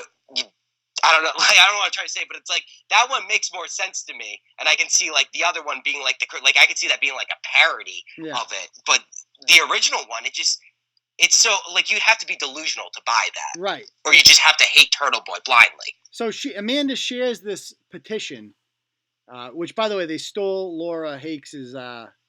Is it Hakes? I don't even know how to pronounce Laura's last name. I assume it's Hakes, but. She makes this cool meme of Turtleboy in jail. We all like that meme. She's a great meme maker. And Amanda uses it for her petition to do something to Turtleboy. I don't know what. She says she doesn't want people to contact advertisers, yet she's constantly contacting our advertisers, right? And let's read it. So she's up to 336 signatures. Let's just read this petition in a moment and see. I love reading all the butt hurts on here. Just kind of people are just a real. They're probably all victims. Oh yeah, real collection of winners on here. Here's a woman from Hull. I simply pointed out Turtleboy is not a reliable news source, and he has posted on my social media pages. I have not posted on your social media pages, bitch. Taken my photos and insulted me. Well, rightfully so. You should be insulted. You're a terrible person. I don't take that back. So she writes. Of course she spells my name wrong too. Aiden Carney, a.k.a. Turtleboy, is a menace to society. He is a scam artist that begs for donations to defend his hate speech, while he publicly shames a lot of undeserving people with his misinformed, incomplete, one-sided, twisted versions of a story. He profits off tragedies and shamefully connects himself to people's unfortunate events. I don't even know what that's referring to. Now that most of his bloggers abandon him. This is a theme she's trying to pull. Like, that all is not well in the Turtleboy household. Like, there's dissent. She's trying to, like, divide Bristol and I. It's a big thing she's trying to do here, you know. Now that most of his bloggers abandon him, he is sloppy and doesn't investigate stories properly. First of all, I've always investigated stories thoroughly before I had any other bloggers. You know, bloggers come and they go. I always investigate stories. That's a lie. He claims to be a free speech advocate, but yet blocks people from his page and podcast if they disagree with him. I don't block anyone from the podcast. Some of the mods might time people out if they're just trolls and not contributing, you know, anything of value. Like, I don't think, like, you should be able to, I'm a free speech absolutist. As long as you're saying something interesting, as long as you're saying something, like, to the point. Like, if you want to come to my page and say, Turtleboy, I think you're fucking wrong. You're a fucking douchebag. Here's why. Blah, blah, blah, blah, blah. That's fine. You can do that. But if you just come on the page and you're just like, here's your address, or here's your kid, or, you know, it's like, that's not something of value. I'm going to fucking block you. You know what I mean? I just feel like there's this misunderstanding about what we stand for. It's like, anyway, she might go on. He might have exposed some corruption in the past, but it's not worth the damage he has done and continues to do to the undeserving people and businesses him and his relentless viewers seek and harass. Imagine thinking that the people we blog about are undeserving. Imagine that. Like, imagine it's pretty hard to get on Turtleboy too. Yeah, oh yeah. You don't just pick on like anybody. No. These people have they had multiple warnings. Yeah, exactly. It's like, imagine. So Amanda's in the comments right now. She says it's empowering victims and already successful. That's how crazy Amanda is. I mean, poor Amanda. I'll pray for her tomorrow. She honestly believes this, that this is a success.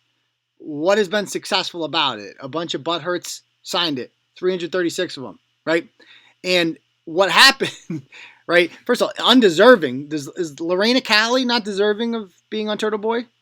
Is Kylie Kirkpatrick not deserving? Is Landon Steele not deserving of being on Turtleboy? Is Josh Abrams not deserving of being on Turtleboy? Who doesn't deserve it? Who doesn't earn their way on? Everyone. He targets minor children. Lie. We don't target any minor children. We save minor children. People like Ryan Coyote, right? They need an advocate, right? Because their mothers are abusing them. Vulnerable people, people of color. Oh, shut the fuck up, Amanda. Folks that are grieving, no matter how recent. What does that mean? What are you talking about? Addicts in recovery. Yes, addicts in recovery who steal from people and commit crimes. Absolutely. People fighting to better themselves. Nope, we don't do anything like that. If you're fighting to better yourselves, we got your back. Folks down on their luck that need a hand up, a.k.a. scam artists on the local town Facebook pages asking for handouts and who have a long and documented history of scamming other people. God forbid anyone do a GoFundMe. That's a scam. I've heard him tell rappers they sounded like an autism awareness commercial. I think that was pretty accurate. Those guys from West Warwick, no, right? I would have.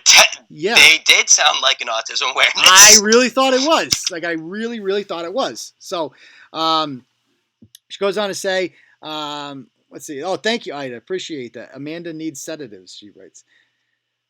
He's shamed victims of assault. No, she goes, and police brutality. People that have loved ones murdered. What are these people? What's she talking about? Victims of assault and police brutality. What are you talking about? No one is safe from his compassion, lacking hate blog. Actually, you know who is safe on Turtleboy? People who obey the law. Don't go and scam people, aren't asking for free shit constantly. Those people are completely safe. They've done nothing wrong, and they have a 0.0% chance of ending up on Turtleboy. It's really not that hard, people. To end up on Turtleboy takes a lot of, people like Ryan Waters, who Amanda has decided to become good friends with, right, Amanda? You're chosen to align yourself with a guy who punches women in the face and murders dogs. I, however, choose to take the opposite side of that. See, I'm against Ryan Waters because I don't like people who kill dogs and abuse women and don't pay child support and abandon their children. I don't like people like that. You do. So there's obviously a difference here. You want to be friends with somebody like that. You want to be friends with Ryan Waters. He is your good friend. You like him a lot. I don't. I kind of don't like, I like Samantha Cardin. I like the victim who gets punched in the face. I would rather be her voice for justice because nobody is speaking on her behalf. So I would like to be that person. You like her abuser. And I like the dog you killed. Nobody's going to be that voice for that dog. I'll be the voice for the dog. You'll be the voice for the guy who killed the dog. Okay? So that's the difference between you and I, is that you like all the assholes who commit crimes. Oh, there she is in the comments. Yeah, I mean, go ahead. I mean, that's fine. She's Ryan. She can say whatever he wants about, like, blah, blah, blah, screenshots, all this stuff. You are good friends with Amanda. Ryan Waters. That's your good friend. You guys talk all the time. You drove 2.5 hours to see him in Springfield. You hung out with him, right? After it was over, you guys hung out downstairs. I saw you down there.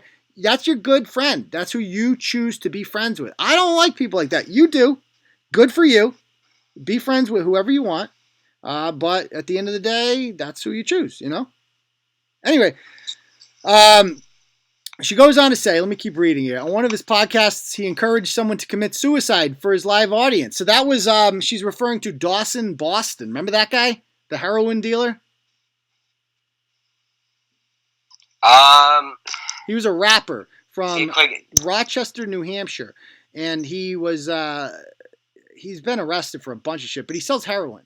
And to me, yes, like I will say that a million times. If you sell heroin, you're a murderer. You kill people for a living and you profit off of it because you're too pussy to do it yourself because you know what it does to people. Absolutely, they should kill themselves. Does anybody disagree with that? I mean, do you think they should live? Like they kill people for a living. That's what they do.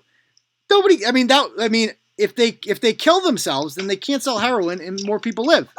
Problem solved. It's like, so just, of course I'm going to tell them to do that. First of all, I was joking. He didn't actually do it because he's a pussy. But yeah, it is what it is. She goes on to say, I don't think that people realize the harassment that comes with being in one of the blogs. The blog is the least of it. Please sign the petition. Consider adding your story and how you've been affected by it and share with your friends and family. Please report his pages and post for hate speech. So now we're getting into like she's trying to affect my business. Like, oh, report his page, blah, blah, blah. Amanda reported one of the videos of herself. She reported one of the videos of herself outside of her neighbor's house going crazy or something like that. And it was flagged by YouTube. We got a strike for it, right? Now, I appealed it. And guess what, Amanda? You know what happened, right? You know I won that, right? So I won that appeal. So I win that round again. Because she literally filed privacy, copyright, and abusive content complaints with YouTube. She literally did that. So this is malicious. She's trying to like interfere with the business, you know? Discourage people and groups from sharing his content. Boycott his sponsors. So there you go. Boycott the sponsors. First of all, Amanda, like you couldn't even afford to buy anything from Garage Doors Plus in Quincy or Andrew Porter Contracting. God knows what your roof looks like, right? God knows. So you're boycotting them just by being you, right? Any effort you put into fighting back could save someone's life. No, it couldn't. Suicide's an all-time high. No, it's not. I'm very surprised that any business would want to connect themselves to a vile group operation. Andrew Porter Contracting and Garage Doors Plus are his sponsors. You goddamn right. And that reminds me, let me stop for a moment to do a quick read on Garage Doors Plus in Quincy, folks. Is that an awesome segue right there or what? The quick little remind you guys to support Garage Doors Plus in Quincy. They do quality work. If you have one of those old rickety garages, right, that just takes up, you use it to, hoard all your nasty shit that you don't want to throw away. It's a waste of a fucking garage. Call our friends up at Garage Doors Plus in Quincy. They will come over that day. They will give you a price that is so fair, it will blow your doors off, no pun intended. You're probably going to hire them on the spot right then and there, and guess what? They're going to do the job that day, right? At the end of the day, you're going to get a nice little clicker, press that button, boom, garage door goes up, press it again, boom, garage door goes down. You can find them online at gdplus.com. That's Garage Doors Plus in Quincy. They'll pretty much go anywhere except for Coleraine because no one owns a garage in Coleraine. And you're going to like what you see and make sure you tell them the Turtleboy sent you. All right. So, that is my read for them. So anyway, this petition gets whatever. I don't even know what she wants people to do or what the goal is here. She's just lost her mind. She's completely lost her mind.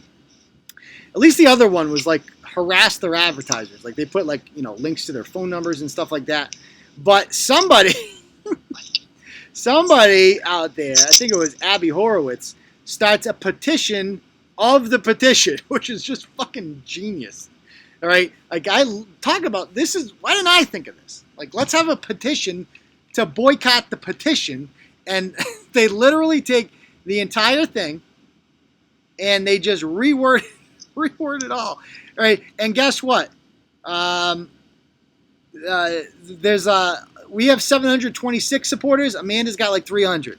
So the petition of the petition, which is newer, has more signatures than the actual petition itself. And all the comments are just like so great. I love you people. I love Turtleboy. I love you people. Mwah, mwah. I couldn't do this without you. I love it. I love it. Stuff like this keeps me going. It makes us realize that we're doing the right thing. God, I love you people. We have the best fans in the world. So this whole petition's going on. And, of course, the losers out in Hull sign it, right? Did you see? So Amanda posts it in a Millbury group yesterday. Did you see that? I didn't see where it was posted, but I only saw it because it was on the blog. Oh, it did not go. It did not go well. People flooded the responses on there. It was all just like, no, actually, Turtleboy's actually great. Turtleboy only, because Amanda writes on there, first of all, Millbury's next to Worcester. She doesn't live anywhere near there. She's just literally joining all these local Facebook groups outside or close to where I live, and she thinks this is going to work. Like, Amanda, you got to come with a stronger case in this. If you come on there as a complete stranger from Rhode Island, and you come on there and you're like, Turtleboy blog ruins good people's reputations, immediately people are going to dismiss you because they read Turtleboy and they're like, even if they don't like my style, even if they think I'm a little too harsh, whatever, not a single person out there would ever characterize the people featured on Turtleboy as good people. Reputation. They would never, even our most worst critics would be like, nah, they're douchebags too. But we don't like him. But we also don't really Here's the thing about Millbury too. They probably are a fan recently because of the Dorenzo thing. Aren't they headquartered in Millbury? They are. And, Millbury... Yeah, everyone was probably so happy when you exposed them. People hate them. Yeah, Millbury is a very blue-collar Worcester County suburb, or Worcester suburb. A lot of hardworking, regular folk people there. Not a wealthy community, not poor either. Just like a Worcester suburb, and that's not going to fly there. That might fly in Acton or something like that. Maybe go join an Acton board. I bet you I'm not... People that like Jamie Eldridge probably don't like me. But in Millbury, Turtleboy is quite popular. So it didn't go too well. It's just immediately people were just...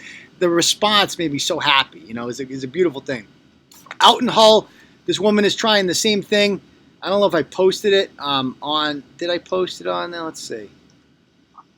So, because this woman responds on, let's see, on the Hull Happenings page. So this woman, what's her name? Robin Flint, right? Robin Flint from Hull. She's all upset because we're exposing this creepy superintendent out there. Did you follow that story? I did. I mean, it's a fine line when you're flirting between, you said it best, legal and illegal, but I mean, it's definitely a bad judge of character, whatever it is. Yeah. Should not be with kids. Yeah. I mean, she's like, okay, so the superintendent is, it's not illegal at what he's doing, but it's very fucking creepy. It's extorting your power. That's exactly what it is. Or exploiting, not extorting. Exploiting. Yes. I know what you mean. It's like, it's using your position of power with these kids and influence to put them in situations where now they either have to reject you or fuck you, right? And that's totally unethical because he's like, he's been in education a long time. He obviously figures out which kids are gay and which kids are not really early. And then after they graduate, a couple years later, he sends them a little DM. Hey, you want to meet up now that you're 21 for a drink? Oh, yeah, under the idea that we're just going to catch up on old times, see how things are. It's like, no, he wants to fuck you. He really just wants to suck your dick. That's all this is about. And they figure that out right away. We've had 2 people come forward and speak. I got another email about it, which I have not published yet. Should I read it out loud right now so people understand the animal this guy is? I got it in here. Absolutely. Let me give it. You got to. Let me give it. Give me 1 second. Okay. I'm dying to hear this. This is a good one. Let me find it real quick. Because what the hell is this guy's name? Let's see. I'll look him up right now. Divine. All right, Divine.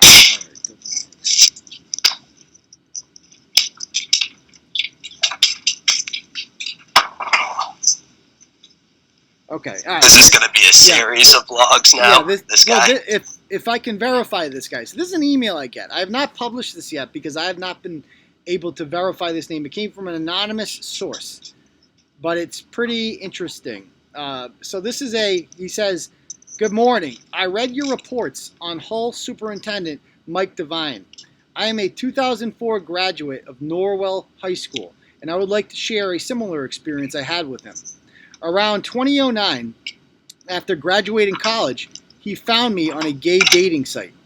He sent graphic photos and messages to me and included comments that he was attracted to me when I was in high school as well and was looking to hook up. I declined his offer and blocked him. He then reached out to me on other social media platforms first to continue to try and get together with me, then to ask that I don't share anything with anyone else. At this time, I believe he was still married to his wife. I looked, and since I blocked him on everything, I can't recover the messages. But clearly, this is not an isolated incident. It is a pattern of behavior, which is very concerning. Thank you for sharing this and letting me know that I was not alone. How do you like that, Amanda? How do you like the ending to that, right? He says, thank you for letting me know that I was not alone. So here is this person who feels sexually exploited like a piece of meat by the principal, right? By his freaking high school principal, is sending him dick pics and shit like that, right, on Grindr. And he's kept this in for a long time because he's had no one to tell it. And what does Turtleboy do? We give victims an opportunity to have their voice heard. They're not going to be silenced anymore. We give them that chance to put their name out there. Gay men, too, mind you. So I guess that makes us progressive. No, I mean, it's like I thought we were like wicked conservative and bad. It's like we're giving a voice to gay men who are victims of what they consider, sexual harassment. And we put it out there. And this guy, now he feels empowered. These guys are feeling empowered. They're coming forward. And they were silenced for so long. And they watched this guy who is protected by people like Amanda and people like Robin Flint from Hull, who say news from unverified sources, i.e. Turtleboy, will be removed. Members who persist in posting from unofficial sources will be removed from the group. I don't believe this is verifiable. It's like, bitch, so you're saying you don't believe victims. Turtleboy is not a reliable news source. Actually, bitch, we are. We don't need to get into why. We've been over that a million times, but we are. And clearly these people who are sending us emails, and this is the most fucked up email, by the way, because he says in it that he is alleging that he said that the guy, Divine, said that he was attracted to him when he was in high school. That's a new line, don't you think? If he actually said that? Yeah, I mean, if that's, to me, if that is documented and he can provide that to a school committee, the school committee is absolutely in the wrong if they don't fire. I don't think you can pursue a legal case here. I'm not a legal expert though, but that to me, that speaks to his character. I mean, that's all. What more do you want than that? That's the big thing, because now for the first time, if this is true, he is telling a person that I'm attracted to young boys, not just because his whole thing has been well, they're all men when I try to fuck them, But now it's like I was attracted to you when you were a boy. And that's fucked up to say something like that. Bottom line is, even if you cannot possibly work as a superintendent again. And that's one of my biggest fears, is the whole school committee sweeps this under the rug, as educators are known to do. Right? I wrote about it in my book with Hot Tom. Do you happen to read the book by any chance? We're gonna get you a copy. I of the hate book. to admit, yeah, I am not. I would love to. Yeah. So. No, don't get me one for free. I'll buy it. Okay, you'll like it. Trust me. So we had this teacher, Hot Tom. I know I will. And Hot Tom was teaching at Millbury before he came to Shepherd Hill, and he fucked a student at Millbury, and it was like his girlfriend. She was captain of the track team, all this shit. And so he hooks up with the student, and the student becomes his girlfriend, and he gets a job at Shepherd Hill because Millbury doesn't tell Shepherd Hill this. So this is what I'm worried is going to happen to this guy, that the whole school committee will just get rid of him quietly, sweep it under the rug, and then he'll just get another superintendent job somewhere else, right? That's what they always do. And I don't want that to happen. I want this guy's name to come up on Google searches as a sexual predator, because that's what he is. He's trying to go to your school, not because he likes education or any of that, because he wants to find new boys to fuck when they turn 21, right? So that's what he does, and I'm here to expose assholes like that. If you don't like it, fuck off. You're a terrible person. All right. Why don't we go ahead right now and freestyle? You guys want to do a freestyle? What do we say? Let's go back and find it. Get my speech here. Gmail. All right, let's do it. Let me pull it up here. Here we go, folks. Time for a little freestyle. Let's even get that. We can make this bigger, I think. Ooh.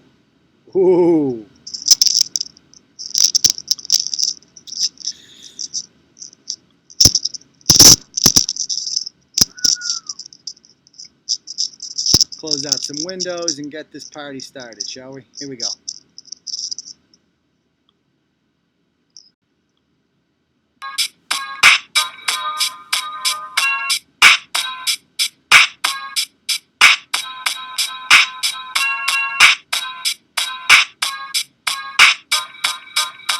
Portuguese boys telling dad jokes. Their boy is a creeper and they say it's a hoax. Went on one date and they didn't even flirt.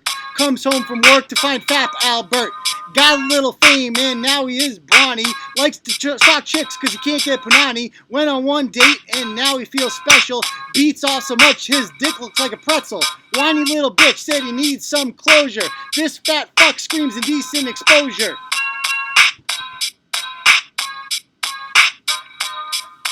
Black Lives Matter has some nasty-looking creatures spreading propaganda with the Boston teachers. Say they don't want police in the school. Even David Hogg thinks you look like a fool. Union says that they support the police. Might want to talk to your obese mouthpiece. Nasty ass hoe, Didi, Delgado. Mad cause she stayed like a rotten avocado. Want you to spit in the police food. She sounds so lying like she got lines of latitude. She calls it reparations, but I call it theft. When she goes to the buffet, ain't no food left.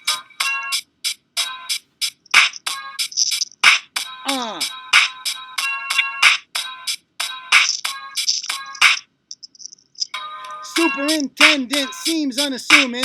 If he's nice to your kid, he's probably grooming. Getting eyed up by Mr. Divine. Might not be illegal, but it sure is borderline. Put your son on the honor society. 5 years later comes impropriety. Contract renewal just probably sank. Should have kept his kids in the spank bank. When it comes to creepy, he got the blueprint. Still supported by frauds like Robin Flint. She calls me a lion douche schnozzle. Mad at the world cause her ass menopausal.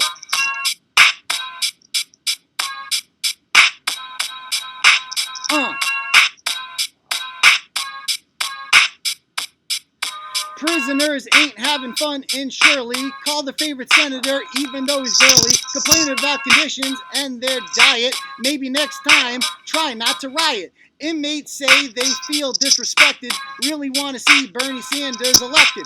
When you kill people and you're into drug dealing, no one gives a fuck about your precious feelings. I don't give a fuck, not even a smidge. Go cry some more to Jamie Eldridge. Not my fault that your life's an epic fail. Don't be a ratchet and you won't go to jail. I fucked up one bar. I want to do one bar again real quick. This was my favorite one. It was the one with the, I'm doing the Didi one again. Fuck it, we're doing Didi one again. Alright, ready? Black Lives Matter has some nasty-looking creatures spreading propaganda with the Boston teachers. Say they don't want police in the school. Even David Hogg thinks you look like a fool. Union says that they support the police. Might want to talk to your obese mouthpiece. Nasty ass hoe, Didi Delgado. Mad cause she's shaped like a rotten avocado. Wants you to spit in the police food. She's so round she got lines of latitude. That was the best fucking line! And I fucked it up. That was like the one line I fucked up. But hopefully you guys liked it. Hopefully you guys liked it out there. How was that? Do we get any fire emojis? Okay, a lot of fire emojis. That's good. Okay, fire emojis the whole time. Okay, that's all that matters. As long as we get the fire emojis. They were loving it. Oi. Okay. Anyway, why don't we go? By the way, Laura always takes the freestyles. I love it when she does it. She takes all the freestyles and she puts them onto their own videos, which is fantastic. So check those out as well. All right, why don't we do a little Ask Turtleboy? You guys have any questions? Ask away. Ask me anything.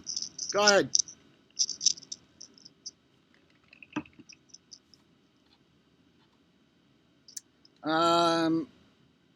Yeah, I mean, that was a good one. No, the lines of lad. Of all the lines of fuck up. That was a great one. Yeah, fuck that one up. She probably does, you know. What are your honest opinion on Scott Mutrin on Jerry's Pocket? I don't. Mutrin's all right. I consider them rivals. I consider all the other people that are on the podcast competition. I plan to be the guy in the future. It's going to be Callahan and I. Do you listen to the Callahan podcast with me? I'm a religion. I listen every day. Yeah. Do you listen to the other ones? Do you listen to the other guys, Mutrin or Reamer? I I've listened to every episode from day one. I listen to them at the day they come out. No, yeah. They're good. I'm very well versed in it. It's a good podcast. I listen to all of them, too. I enjoy it. And I'm biased, but I like to think that I bring the heat more than these guys. It's just what... so you definitely do. When he's got Mutrin on, it's just all about sports and politics. They stick to that. It's nothing interesting. It's not like, there's nothing cool. Like, it's like, I have hot tips. It's like Brady's going to the Cowboys, and what happens if he doesn't? Then what? What's going to happen then? It's fucking boring. When he's got... I don't think Mute's terrible. No, he's not terrible. I don't think he's terrible, but he's definitely better. I think the one out of the four of you guys, you're clearly the best in the sense that, like, you guys actually have, like, legitimate conversations. Like, Cullinan gets involved. Yeah. Like, it's funny. Like, you guys will just have, like, little random arguments. And, like, that's what a podcast should be. It shouldn't be, like, so... That's the problem with Jerry's podcast, if I had to critique it in general. Like, not any of the four co-hosts. He wants to follow a structure and, like, a show. But he's at his best, or the podcast at its best, when you guys just kind of lose track and you're just shooting the shit. I agree. When I listen to, like, the one on Wednesday when he's got, what's his name on, Shattuck on, it's like, they talk about politics, and then they talk about sports, and they just go on there. When you have me on there, we're going to talk about politics and sports, but we're also going to talk about dick pics. You never know. You never know where it's going to go. It just, shit fucking happens. I'm going to teach you, like, what dick pics are and the purpose of them are. You never know what we're going to talk about, and that doesn't happen on the other one. So I'm obviously biased, but I think we can all agree. And, like, for Cullinan to say that, Mutrin's the best host, it's like, no. Mutrin is the Jeb. Well, it's his guy. It is his guy. That's what it comes down to. It's his guy. But you know what I mean? Like, I'm the guy that calls you out on that on the show, Cullinan. Like that. And we can have a friendly banter about that. Nobody else does that. Nobody else brings the heat. It is the most, when I'm on there, it's the most, the closest thing to Kirk and Callahan that he's got. Would you agree with that? Oh, 100%. You guys definitely, you guys agree enough, just like Kirk and Callahan agreed enough that you can get along, certain subjects you guys can talk about. But yeah, there's enough disagreement, and I actually think they're probably surprised how much you disagree or fight back with them. You're clearly, other than Reamer, one of the only one like that Jerry. Reamer, no offense. I just find him obnoxious at some point. I'm sure other people say that about me because I'm young, like Reamer. So I'm sure there's that bias towards us. Yeah. So other people are asking about, are how the lawsuits going?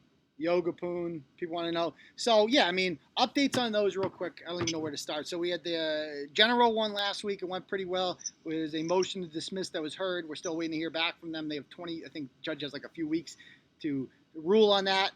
The Yoga Poon one, that one is obviously the one that concerns me the most because she's rich and she has unlimited resources. That one is going to be heard. We filed a motion for summary judgment on that. And the summary judgment is like a motion to dismiss. They've filed a counter or whatever, not to dismiss or whatever. That's going to be heard in New Bedford sometime in mid-March. I don't want Turtle Riders to go to that because I'm taking that one very seriously. And I don't want to turn it into a spectacle like we did in Milford. We all had a good time in Milford, didn't we?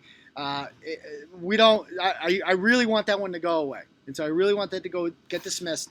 And so I just rather we'll see what happens. I have a great attorney who works for a very good law firm, and I've paid him a lot of money.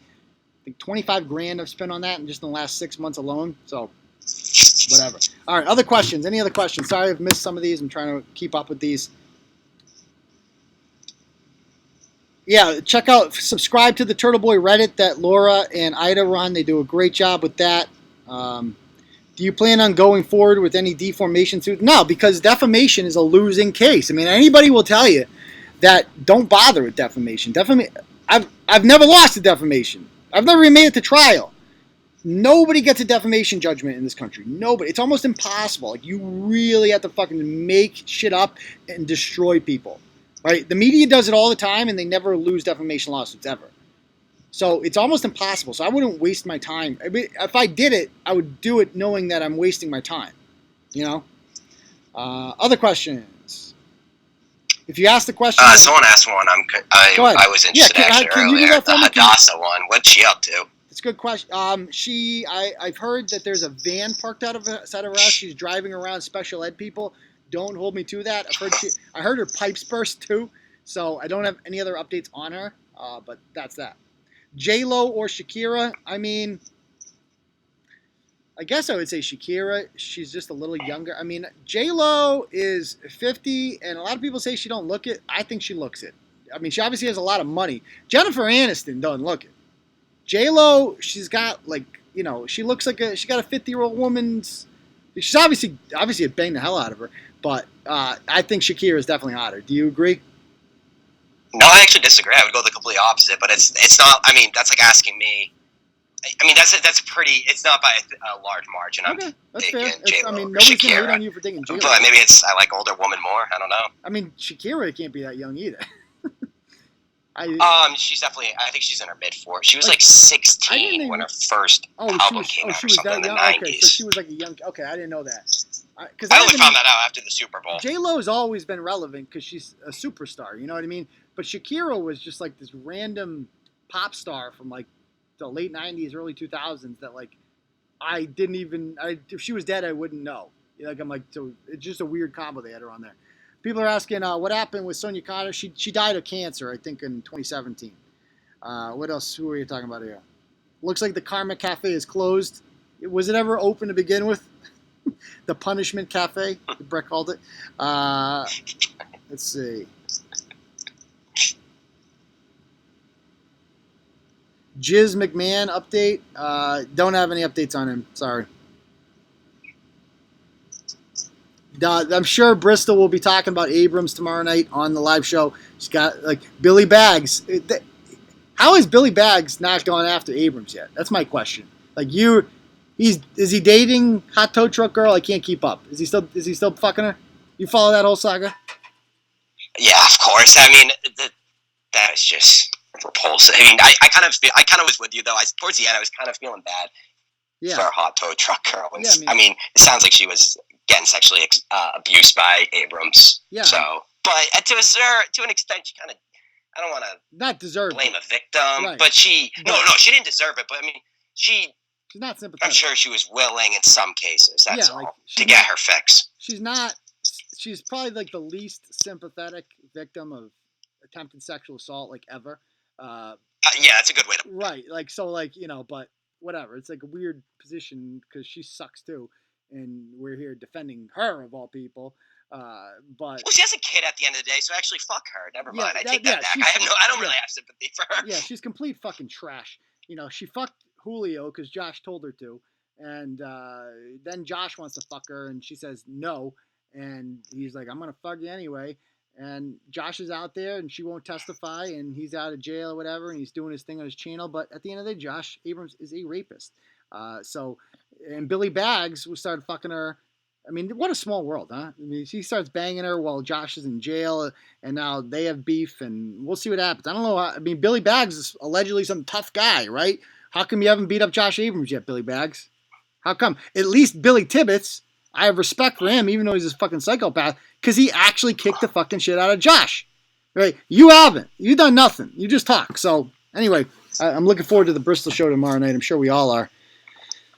All right. They're not together, Suzette says. She's off to other things. Okay. I can't keep up. Anyway, any other questions before we call it tonight, guys?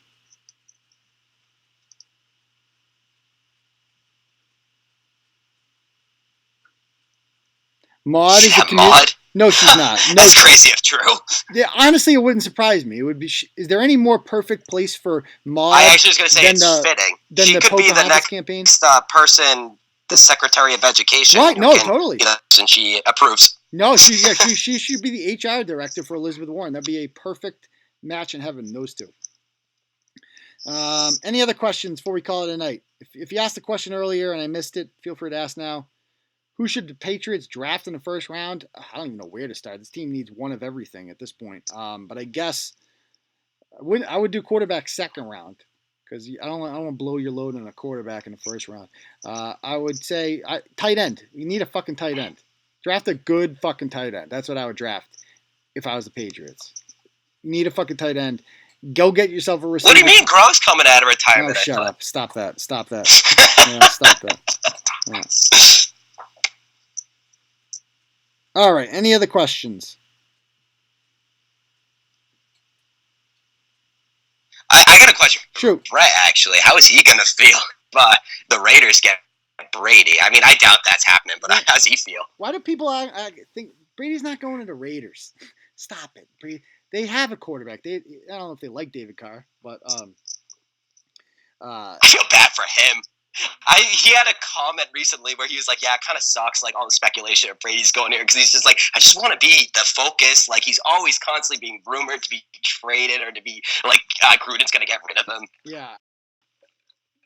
He's like the face of mediocrity, you know, like he was supposed to be pretty good. He was good in his first couple of years, and then he just plateaued, and it is what it is, you know.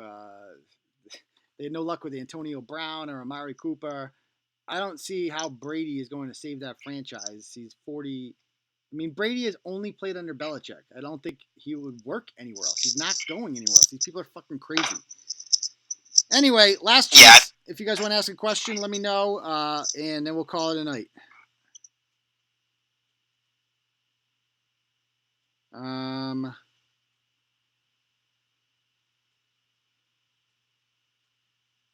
Yeah, I agree. He's gonna stay with the Pats. He's not.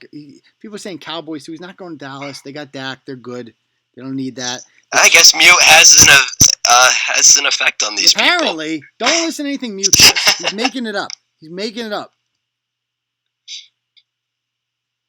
I would say he's just going to stay with the Pats. With a gun to my head. Exactly. I mean, it is what it is. The Red Sox still don't have a fucking manager, so that's a clusterfuck.